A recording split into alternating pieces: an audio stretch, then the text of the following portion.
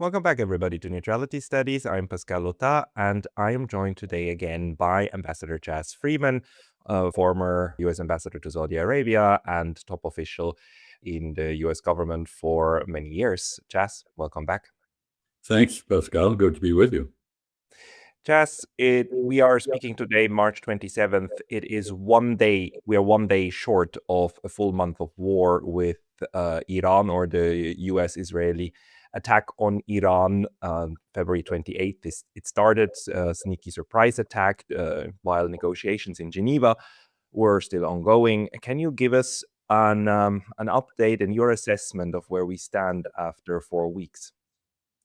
Well, I think it's pretty clear that Iran has what is called escalation dominance. It has adopted a policy that I have likened to Muhammad Ali's rope-a-dope policy, meaning stand there, take all the punishment that the other side delivers to you, and let it exhaust itself. And I think this war has now gone through a series of phases. Iran had been waiting until the United States and Israel exhausted their self-defense capabilities against missile attack. It kept its more sophisticated missiles in storage for that moment. I think the level of ferocity of the American attack has been tremendous. It has been a huge demonstration of the ability of the United States to project power halfway around the world with enormous ferocity. But in the first 5 days of this war, which, as you indicated, is almost a month old now, 800 Patriot missiles were fired. The annual production rate is 750. So in 5 days, a whole year's stockpile of these weapons was fired off. And we've now come to the point where it's pretty clear that neither Israel nor the United States has the capacity to defend effectively against Iranian missiles. So Israel's taking quite a battery. We don't know how bad that is because Israeli military censorship is very effective, and the mainstream media respect that censorship. TikTok, which was once a source of direct information, has essentially been bought by the Zionist lobby in the United States and does not provide the insights that it once did on this matter. Meanwhile, Israel is, of course, taking advantage of the cover of the war to pursue its long-term objective of annexing southern Lebanon up to the Litani River. And it is carrying out pogroms and ethnic cleansing activities generally in the West Bank with a new level of intensity. So I guess I would sum all this up by saying that Iran has suffered enormous physical damage, but its strategic plan, its strategy is intact. Its capabilities to conduct that strategy seem to be intact, and it is standing its ground. The United States, under Donald Trump, appears to be increasingly desperate to get out of this war. Israel wants the United States to continue it because the Israeli objectives are very clear. They are to expand Israeli territory, to pursue the project of Greater Israel, meaning an Israel that extends from the Euphrates to the Nile, and in this process do annex lands adjacent to the current Israeli state in Lebanon, in Syria, and so forth. And basically, Israel is trying to annihilate the Iranian state. The American objective began with regime change, which hasn't happened. And in fact, the United States objectives in this have been very muddled and incoherent, but they've included a whole variety of particular items. For example, preventing Iran from developing a nuclear weapon. But the actual effect of the attacks has been to ensure that Iran will now build a nuclear weapon. And if Iran builds a nuclear weapon, we can expect the Saudis, the Turks, the Egyptians, and others, Iraq, to follow their example. We also can see knock-on effects as far away as Pacific Asia, where you are. I think this will stimulate an active reconsideration by Japan of the policy of nuclear latency. It will certainly stimulate South Korea, where the public is strongly in favor of building nuclear weapons to counter the North Korean nuclear arsenal to do so. So I think we're about to see a major wave of proliferation. The second effect is, of course, that having fired off a huge percentage of existing munitions stockpiles, the United States has weakened itself internationally at the global level. So if there were a Taiwan contingency, for example, the United States would not have the ability to deal with that effectively. We have actually begun to strip weaponry out of Pacific Asia, moving THAAD batteries out of Korea, South Korea, Patriot batteries, scavenging. And now, of course, a further knock-on effect is that weapons destined for Ukraine are now being considered for diversion to this war. So this has been a disaster in terms of the American overall global military posture. It also, of course, has done huge reputational damage to the United States because of many factors, obvious subservience to Israeli direction. Very odd thing that the United States now has a policy which has been outsourced to Israel. The tremendous application of force has not accomplished its purpose of breaking the will of Iran. Iran is defiant. The administration is, I think, quite desperate domestically. It sees the consequences in terms of fuel prices at the gas station. It sees inflation. We are discovering that the Persian Gulf is not only a major source of oil and gas, but central to the production of all sorts of agricultural and industrial inputs. For example, about 60% of plastics, about half of the world's fertilizer supply, sulfur, helium, things that are essential for modern industry, modern agriculture. And this is the planting season in the Northern Hemisphere, and there will not be the fertilizer to sustain a crop at the normally expected levels. So the long-term effects are considerable, but even in the short term, we're seeing the consequences of Iran's transformation of the Strait of Hormuz from a freeway to a toll road. Yeah. Basically, if you do a deal with Iran, as China, India, Japan, Turkey, possibly others have done, and Russia, if you do a deal with Iran, when you go through, you're basically going through a toll booth. You take a ticket, you hand over some cash when you get through the strait. And interesting, the payments are now in Chinese yuan, not in dollars, which is a signal of another problem, which is the impact on the global currency market and reserve currencies, more particularly trade settlement procedures, which are moving away from the dollar now with quite rapid speed. So this is a lot going on, but I have not finished. This is Friday morning for you in Tokyo, Thursday night here in New Hampshire. And Donald Trump has basically canceled his program for tomorrow. He has also said that he's postponing the deadline for attacking Iranian energy production and transport facilities.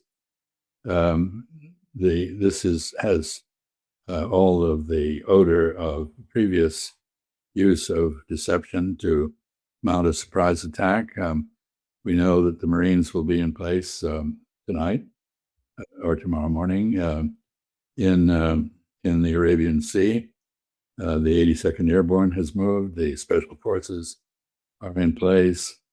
And I think we can probably anticipate some kind of assault on Iran tomorrow. Perhaps your time today, but I would say Saturday in the weekend in Pacific Asia, perhaps Friday, perhaps Saturday here in the United States. So this is coming to a dangerous point.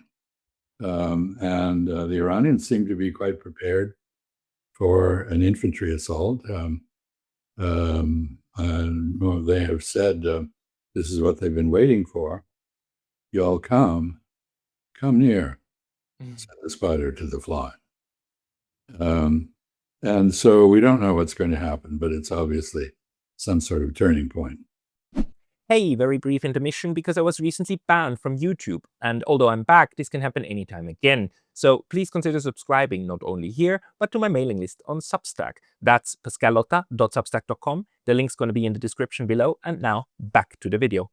I talked yesterday to Muhammad Marandi and he told me exactly that. Look, they're probably going to invade us, one of our islands probably, and in that case, we know exactly what we're going to do. Well, why?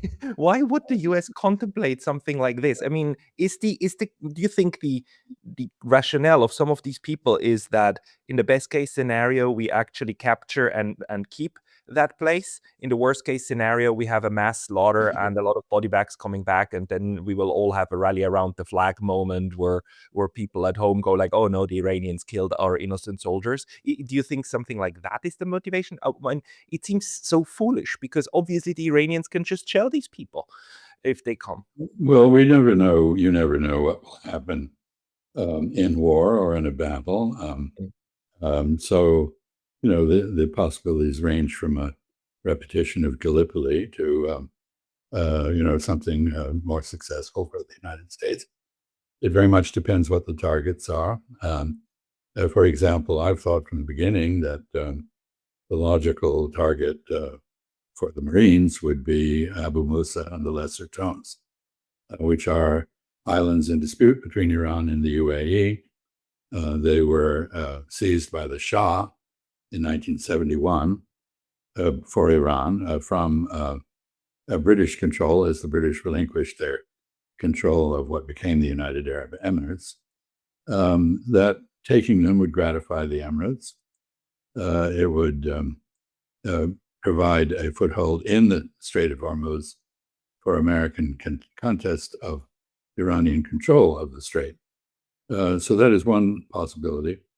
There are others, a lot of talk from Israel in particular about taking Kharg Island, which is well up the Gulf, actually much closer to Kuwait than to the United Arab Emirates, and is the principal export station for Iranian oil.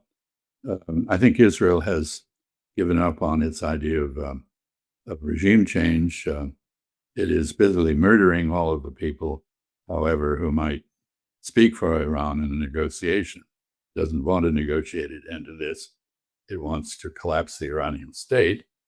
And it imagines that if the United States were to seize control and retain control of Kharg Island, this would incapacitate the Iranian state by depriving it of its principal source of revenue.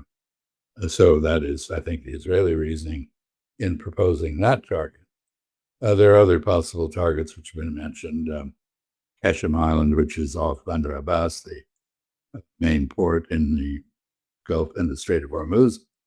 Chabahar, which is outside the strait and the main port city, ironically, part of the north-south corridor that the Biden administration proposed to bypass Chinese Silk Road east-west corridors. This would be a transportation corridor from Bombay through Chabahar, overland to St. Petersburg. Anyway, so there are plenty of potential targets. none of them easy to deal with. The Iranians probably are prepared for all of these, and we will see what happens.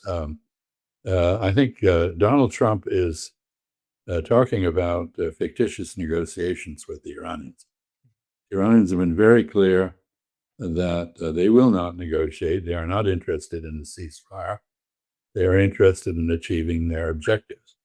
Those objectives are the incapacitation of Israel, or at least the restoration of deterrence for Israel by inflicting sufficient pain on Israel to ensure that it will not contemplate attacking Iran in future, and the removal of the American military presence from the Persian Gulf.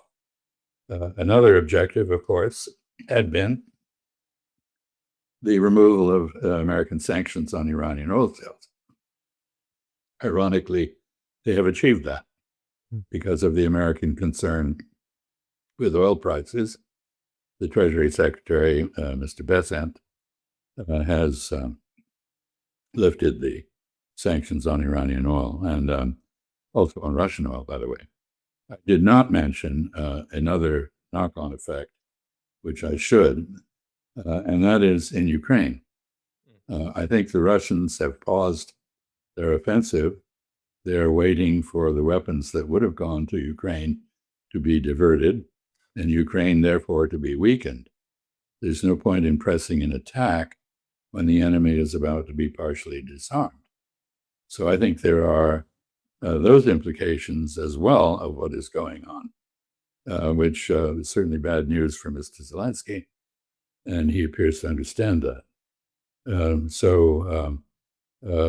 I guess I should conclude by mentioning one other thing, and that is that it's very obvious that Mr. Witkoff, Stephen Witkoff, and Jared Kushner are no longer considered worthwhile interlocutors by Iran or by the Russians.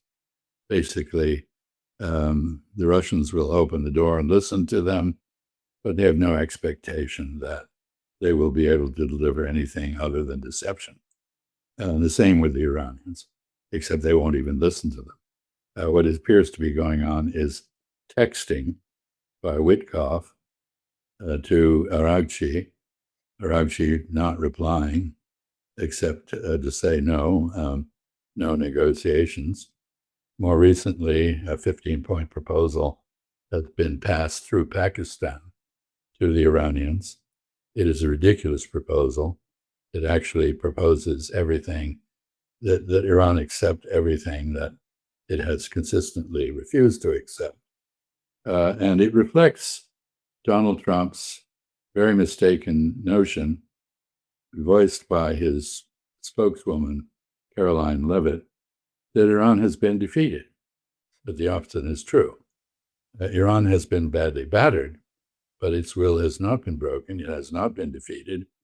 And as we all know, wars do not end until one party admits defeat. Iran does not admit defeat.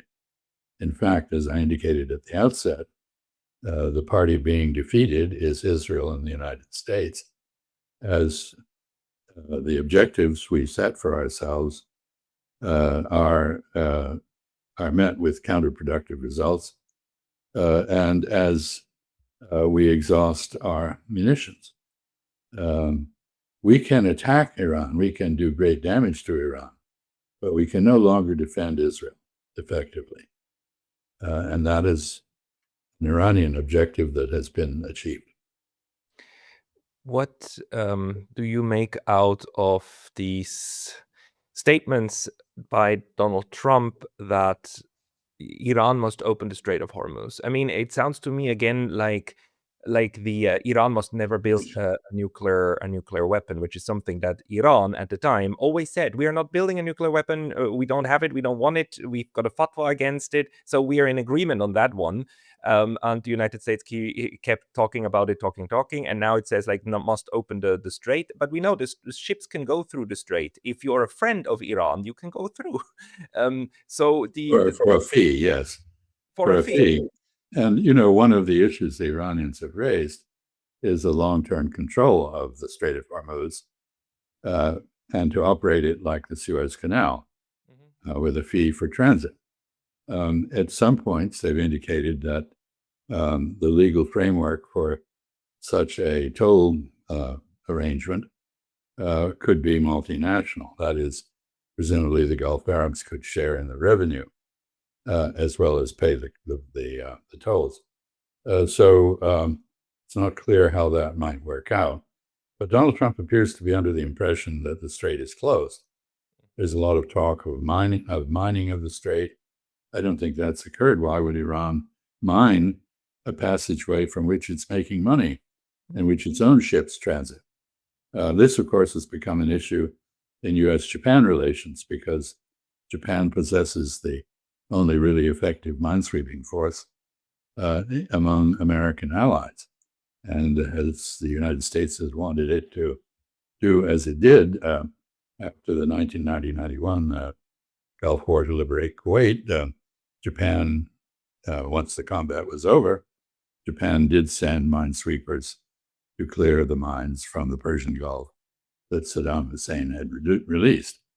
But Japan is in no mood to do that, and of course, Donald Trump is now railing against NATO as completely useless, which, of course, is entirely consistent with his mistaken notion of NATO not as a defensive alliance to defend Europe with American support, but as a group of auxiliary forces to be called on by the United States whenever we need them for expeditionary use elsewhere, Afghanistan, now the Persian Gulf.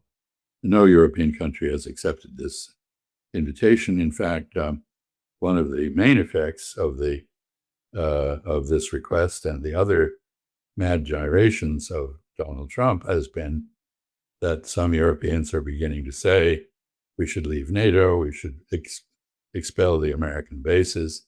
The clearest voices are those of Spain, which has in fact banned the use of bases on its territory to support American power projection against Iran, and where there have been large demonstrations calling for exit from NATO and the closure of the American bases.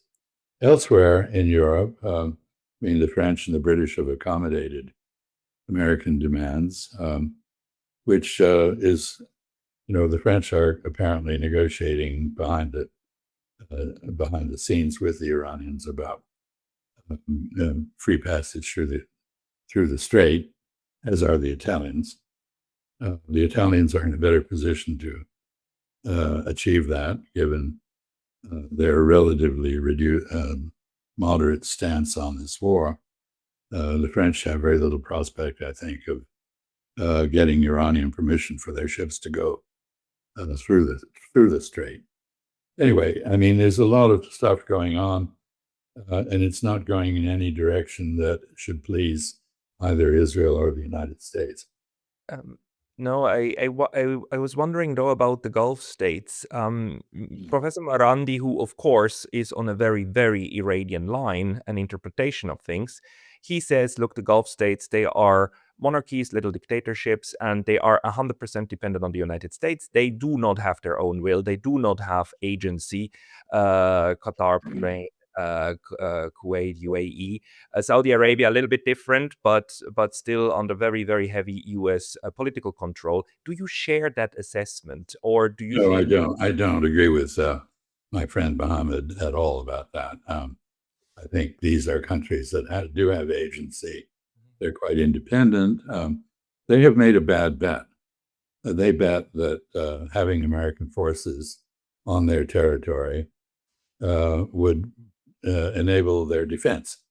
It has instead invited attack.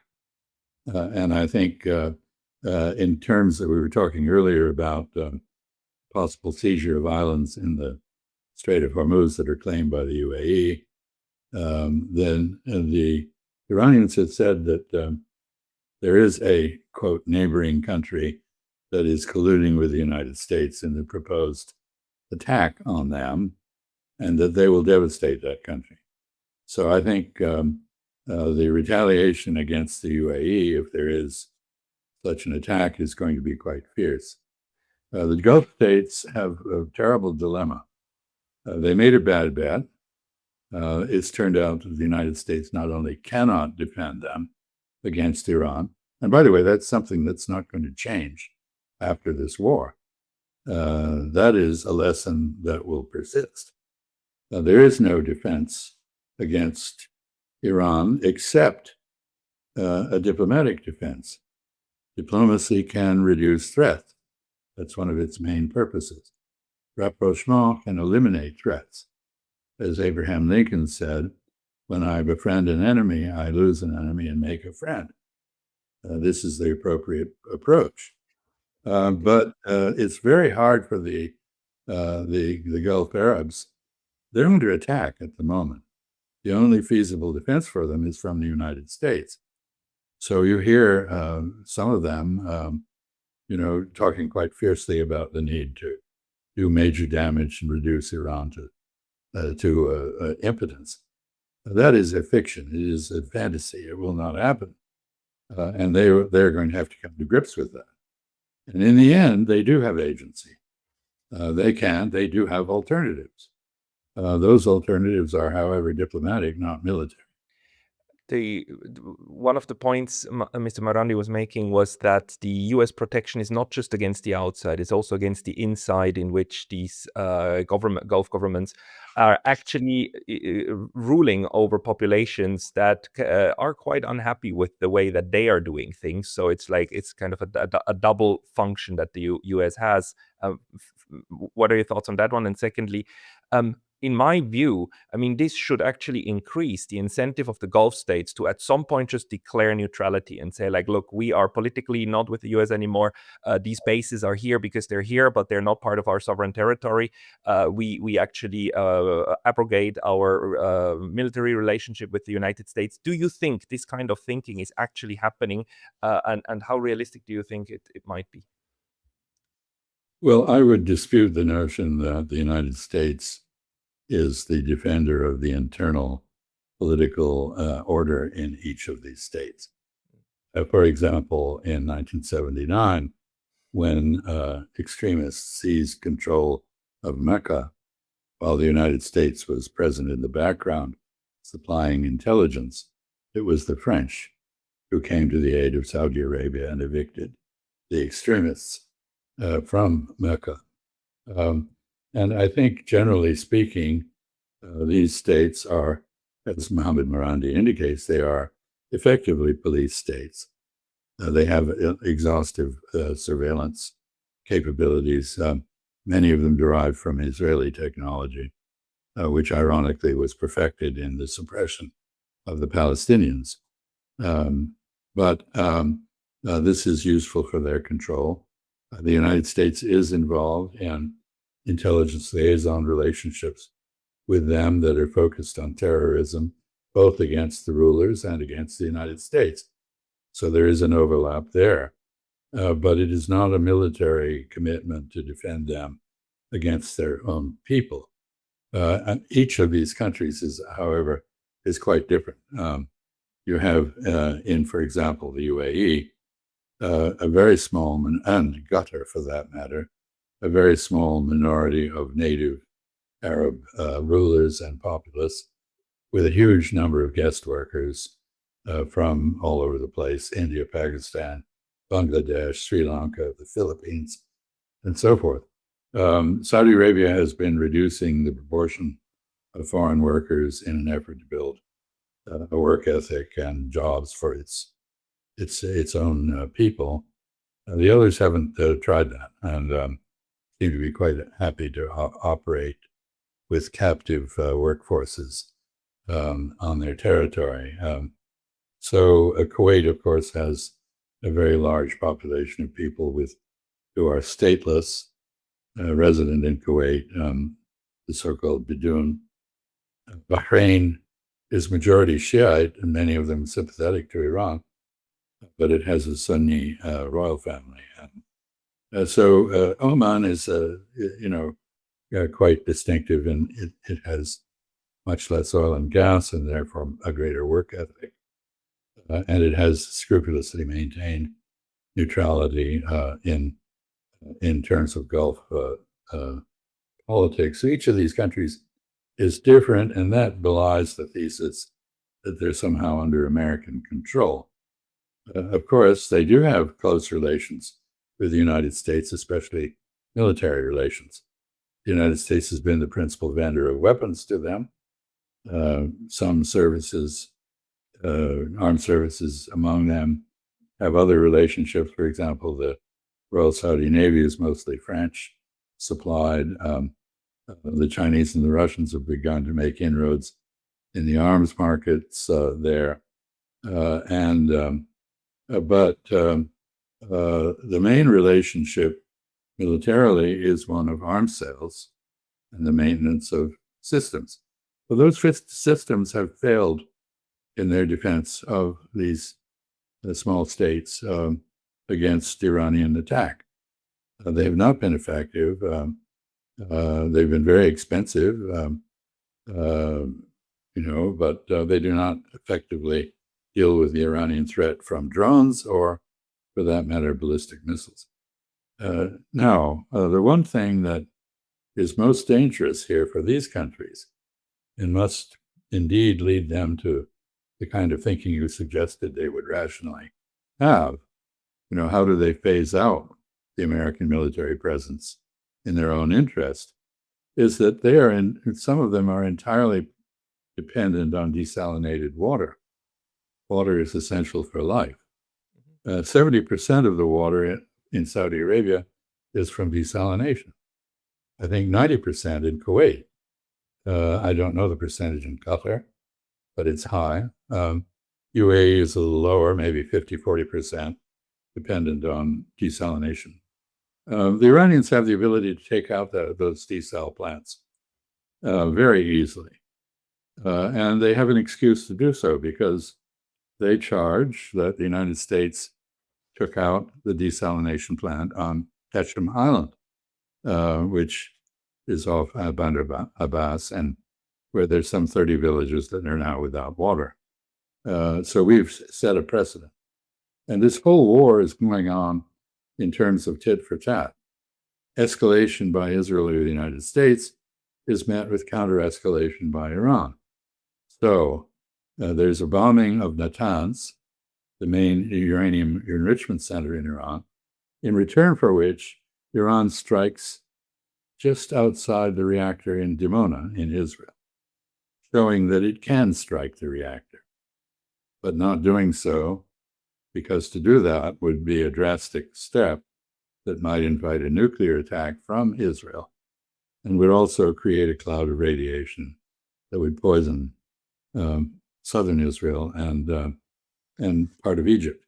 So we're poised at a moment when and if what I fear will happen over the weekend does occur, the Iranian retaliation will be fierce, quite aside from whatever happens to any invasion force that the United States fields in wherever it is it encounters the Iranians. There will be missile attacks on facilities in the Gulf states and in Israel. The targeting will be directly influenced by whatever is targeted in Iran. And I think when Donald Trump has proposed to blow up Iranian oil and gas facilities and told by the Iranians, if you do that, we will blow up the facilities in the Gulf states and possibly the desal plants too. I think that even, he basically doesn't give a damn about anybody but himself. But I think that is sufficiently sobering for him to have issued a number of deadlines and then suspended them. I don't think those deadlines have any real value, by the way. I think they are part of his effort to manipulate the U.S. stock market by pretending there are negotiations in progress.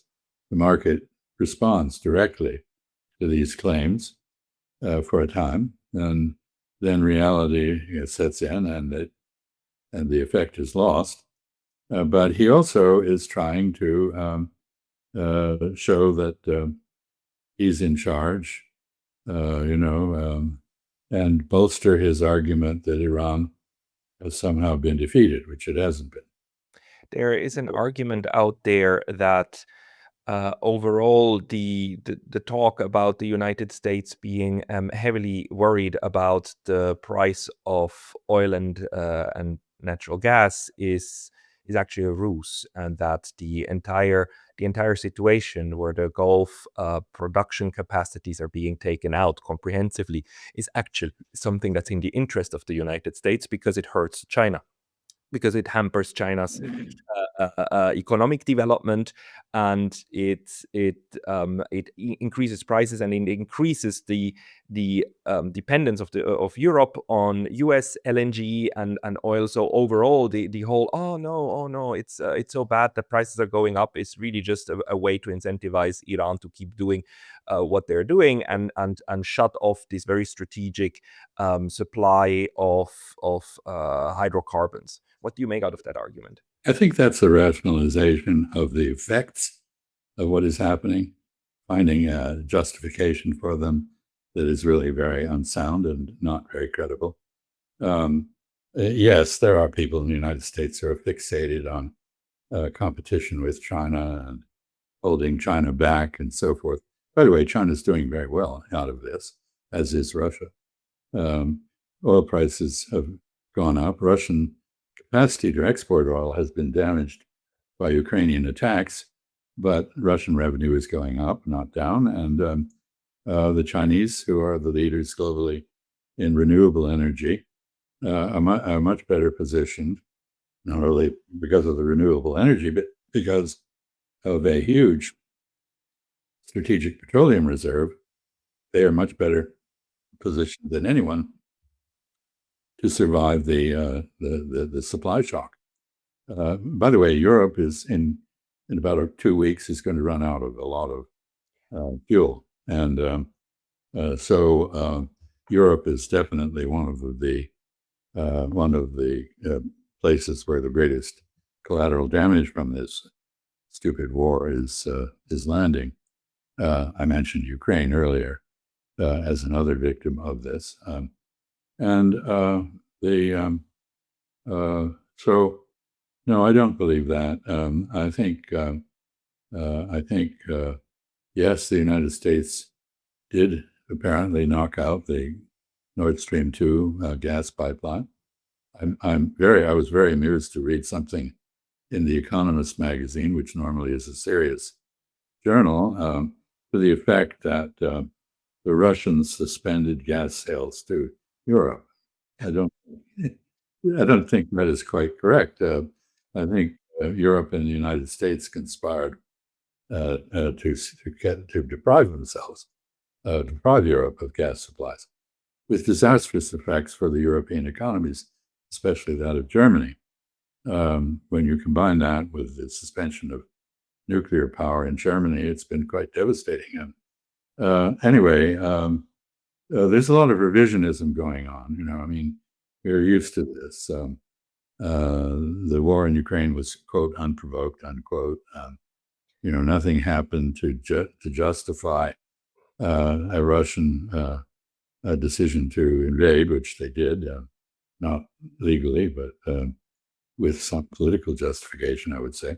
Anyway, a lot of revisionism going on. Now we have UN resolutions endorsed by Europeans that said that blame Iran for the attacks on the Persian Gulf countries, forgetting that it was not Iran that started this war. And retaliation is justified under international law and practice. But, we are used to inverting the truth. Black becomes white, up becomes down.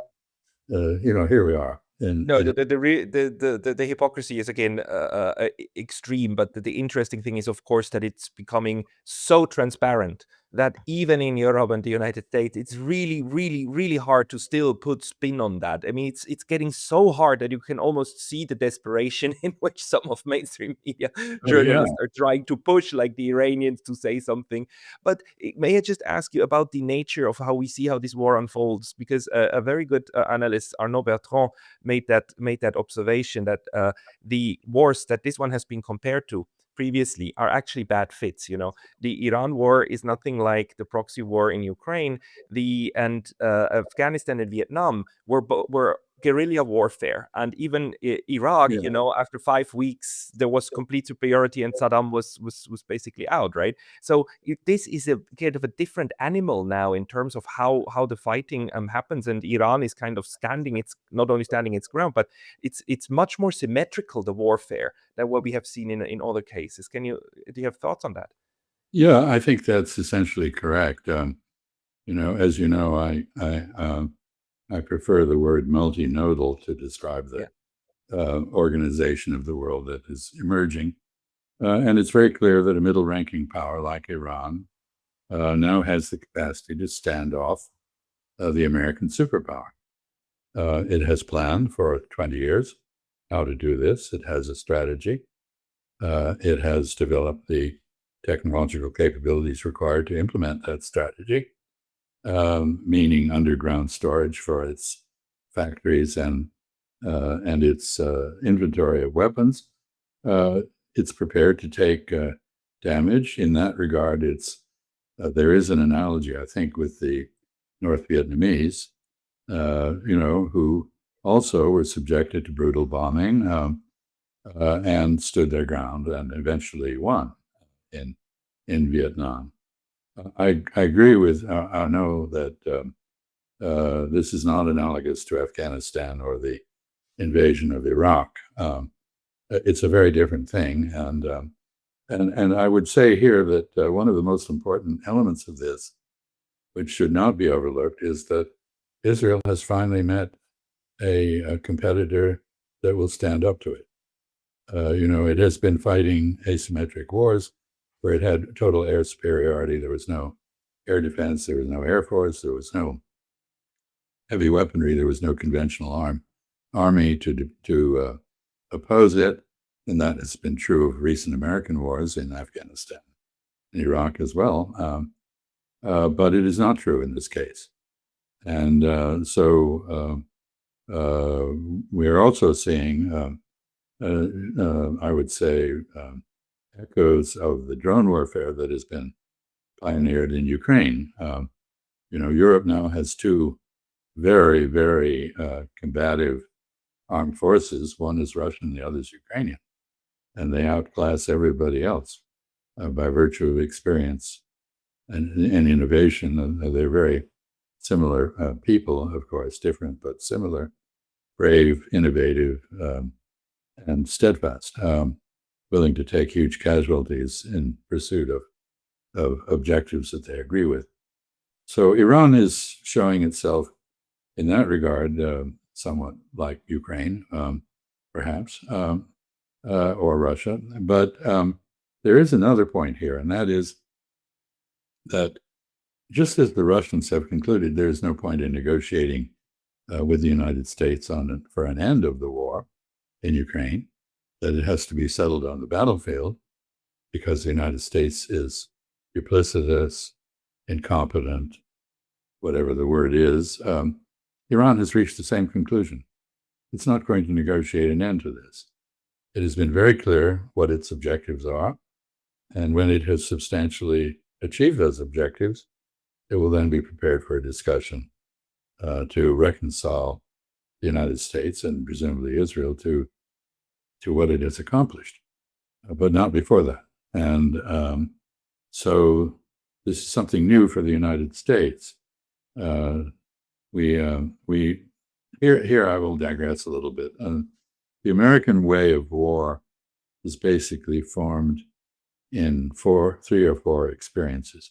Our Civil War, in which unconditional surrender, followed by the moral resurrection and reform of the enemy, was the plan. And World War I, where again unconditional surrender, followed by the reform of the enemy, was the plan. World War II, where unconditional surrender, followed by the reform of the enemy, was the plan. The Cold War, where unconditional surrender, not followed by much of an effort at reform, was the norm. And so this is the American way of war. This is very peculiar.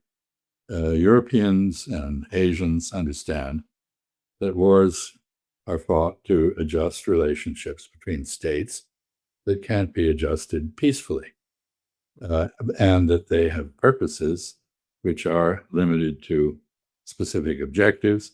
And when those objectives are achieved, the war ends in a negotiation which recognizes the changes that have been achieved on the battlefield and reconciles both parties to the war, if there are two parties, to the results. This is the norm in history. Wars are fought, territory is lost or gained. There is then a negotiation which recognizes the change, not unconditional surrender or the annihilation of the enemy, or the imposition on the enemy of ideologically generated reforms. So here is the United States fighting Iran. Israel is a very similar idea. Annihilation is the Israeli objective, not negotiation. The only negotiations that have produced a modicum of peace for Israel have been forced on it by the United States. Camp David, Jimmy Carter basically compelled the Israelis to accept a compromise with Egypt, which they greatly resisted and resented. And in fact, Begin, the Israeli premier, the prime minister at the time, went into permanent retirement out of shame after he was forced to accept these terms, which contradicted the Greater Israel project. So Israel, too, has a sort of total warfare concept, no negotiation. And that is, of course, consistent with the point that they are now assassinating anyone they can who might have the ability to speak for Iran in a negotiation. They don't want the United States to have a negotiation with Iran. They want to annihilate Iran. They can't do it themselves. They want the United States to do it for them. But I think Donald Trump is getting cold feet. He is not enthusiastic about that anymore because it's not working, because it's going to cost him the midterm elections, because his own base of support, the MAGA movement, is splintering over this. There are prominent figures in that movement now who are really very critical of the Trump administration.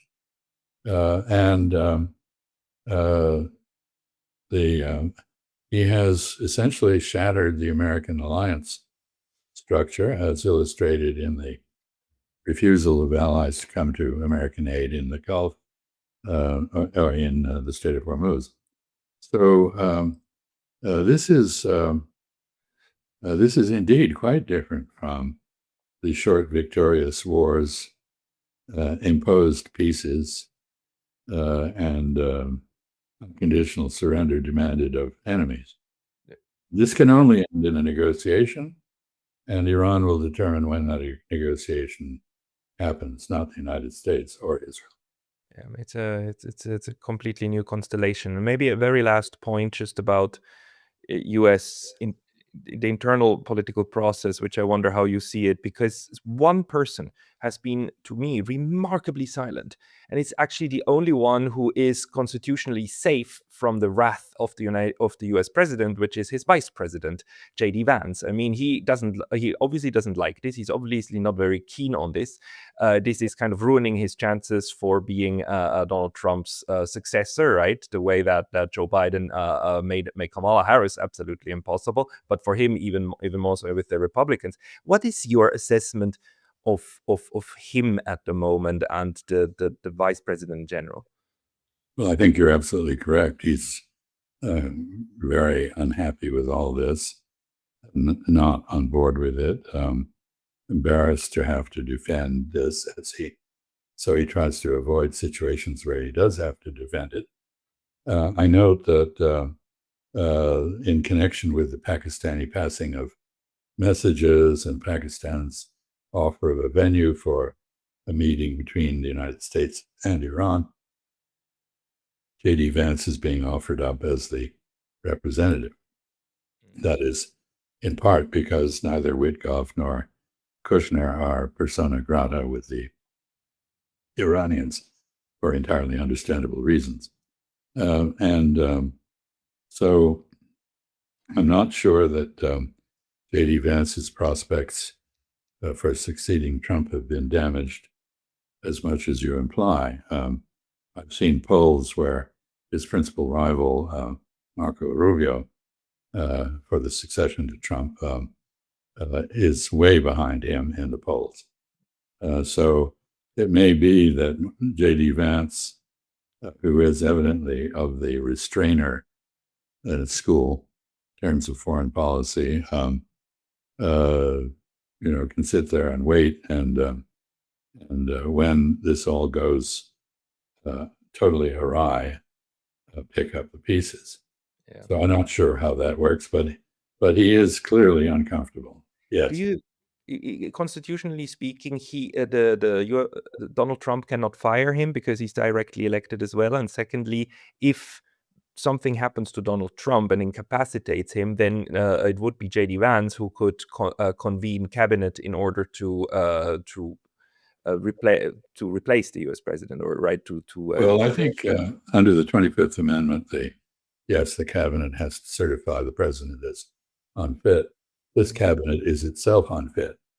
Okay. It is the most incompetent and politically rigid cabinet, almost a cult-like cabinet that we've ever had. I don't think you're correct that J.D. Vance can't be fired. We have a precedent in that Richard Nixon fired Spiro Agnew as vice president. Okay. And he did that by bringing an impeachment proceeding. So the Trump cult, if it were sufficiently alienated from J.D. Vance, could potentially dislodge him from the vice presidency. I don't see that happening. It's purely theoretical. Yeah. Just as I don't see the removal. I think many people have come to the conclusion that Donald Trump is clinically insane. But I don't think that conclusion will result in his removal from office. I mean, we are witnessing the imperfections of the 25th Amendment procedure and of the American Republic in the constitutional arrangements for the American Republic, which worked very well for 250 years and which don't work now. So if we had a parliamentary system, Trump would be out. And by the way, Israel does have a parliamentary system, and I can very well see that, there may be no regime change in Iran, but there could be in Israel. It would be one of these ironies of history, which history is littered with. But Ambassador Freeman, you gave us again wonderful insights with a lot of really very good points. So I thank you very much for this. People want to follow you, they should go to your homepage, which is chasfreeman.com. No, chasfreeman.net, but all that has on it, that is an amateurish website I made myself. And since I'm an ignorant geezer, it was pretty clumsy. And all it has on it is prepared speeches that I've given. Doesn't have anything else. So the best thing to do is to do a search on YouTube, and you'll find all kinds of things, including, I think, your show. So thank you, Pascal, for inviting me, and I hope you have a pleasant day. Everybody find Chas Freeman online, also on the other shows, also on NEMA. Ambassador Chas Freeman, thank you for your time today.